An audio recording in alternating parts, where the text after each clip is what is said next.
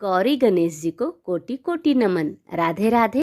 गौरी गणेश चतुर्थी भगवान गणेश के दिव्य रूप को समर्पित एक महत्वपूर्ण व्रत है जो इस साल 22 जनवरी 2026 गुरुवार के दिन है। पौराणिक कथा के अनुसार एक बार देवी पार्वती की सखियों जया और विजया ने उनसे कहा कि भगवान शिव के गण केवल शिव के प्रति निष्ठावान हैं, वे पार्वती के नहीं हैं।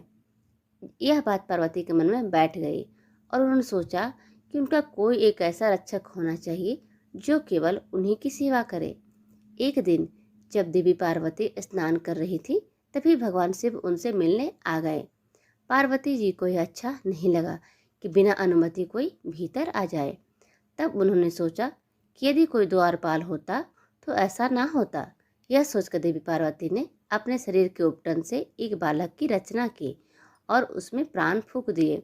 उन्होंने उसे अपना पुत्र घोषित किया, उसे बल, साहस और भक्ति का वरदान दिया।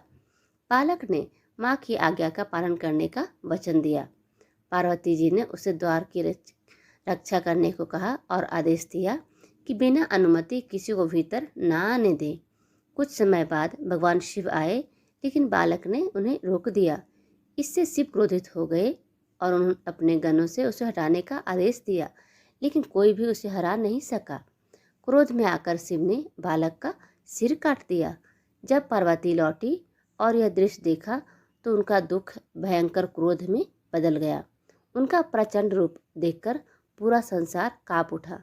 देवताओं ने पार्वती जी से क्षमा मांगी और उन्हें शांत किया। तब शिव ने कहा कि उत्तर दिशा की ओर मुख किए पहले जीव का शिव सिर लाया जाए। देवताओं को एक हाथी मिला। सिर बालक के धड़ पर लगाया गया और दिव्य जल से उसे जीवित किया गया। इस प्रकार बालक पुनः जीवित हुआ। भगवान शिव ने उसे गले लगाया और वरदान दिया कि वह गणों का प्रधान होगा और किसी भी शुभ कार्य से पहले उसी की पूजा होगी। तभी से वे गजानन गणेश कहलाए। गणेश जयंती भगवान गणेश के दिव्य जन्म और उनके विघ्नहर्ता स्वरूप की याद दिलाती है। इस दिन श्रद्धा से कथा का पाठ करने से जीवन में शांति, बुद्धि और शुभ आरंभ का आशीर्वाद मिलता है।